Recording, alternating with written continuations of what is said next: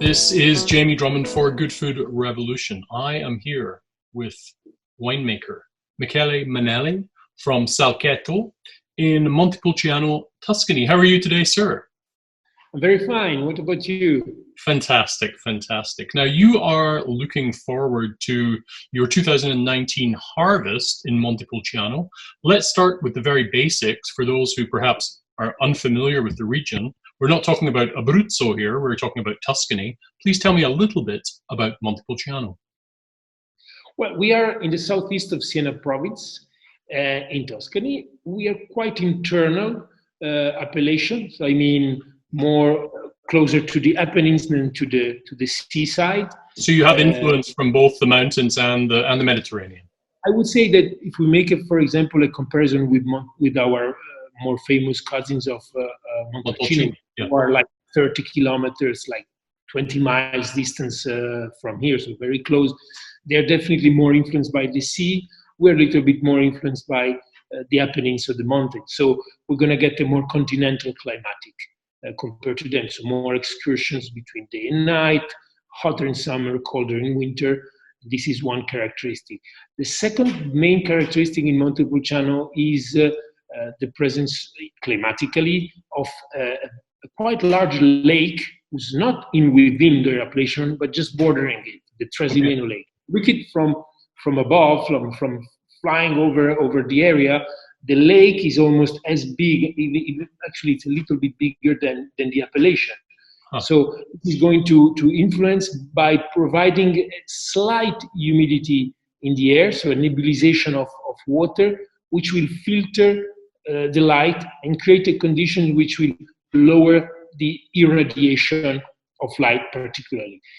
This, together with clay and limos soils, are going to bring the characteristic of our Sangiovese, because Montepulciano Vino Nobile is based on Sangiovese just like Brunello or Chianti Classico. Our Sangiovese will end to be more on the elegant side, so less body, less largeness and more deepness, more on the freshness, because we're going to get, especially from the soils already, some kind of higher and more intense acidities. And again, the lower irradiation and this more continental climatic are going to bring a maturation which will lead fully in late September with a good balance between alcohol and acidity again. So we're not going to get to preserve, let's say, to get the maturation very high alcohol and low acidity. We're going to get a very good balance between them. This is going to bring, this actually is probably the origin of a style of Montepulciano, the style of reducing also aging.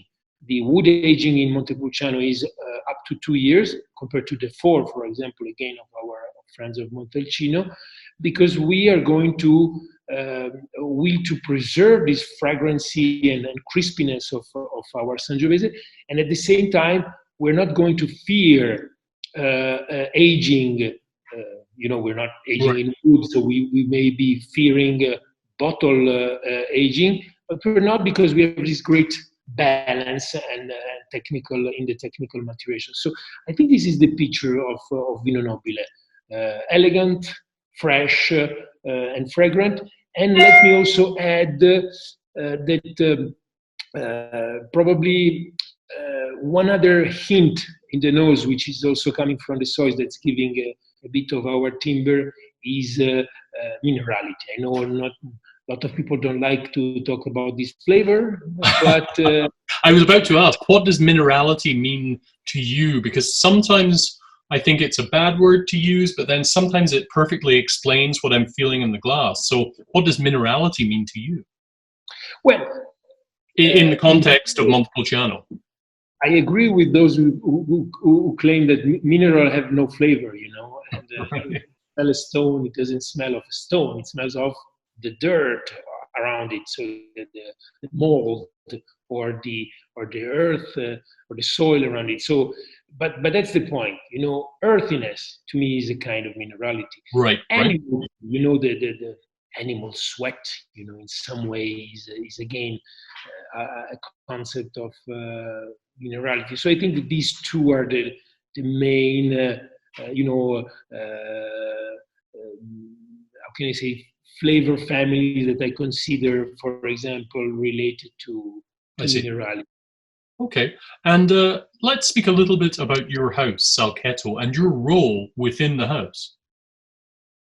Well, I am the one who makes the coffee in the morning, okay, and then the wine in the evening.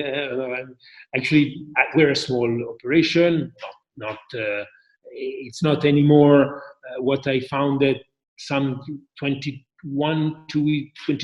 years ago, when it was really myself and not much more doing everything. And of course, today we are a great team, and but my role is still varied. I am the president and CEO today of a public company with with a larger company with some investors, also international, and I take care of this side of the general management, but I'm still the winemaker. So this is my. I like to say this is my my how can I say, my privilege. right. My privilege is that I asked to the company, do whatever you want with me, but I'm going to keep making wine.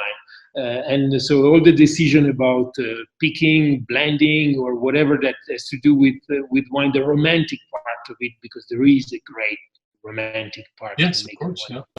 Yeah. The added value is a passionate act, and this is something that I keep for me. So. In the middle, there are a lot of other duties that happen to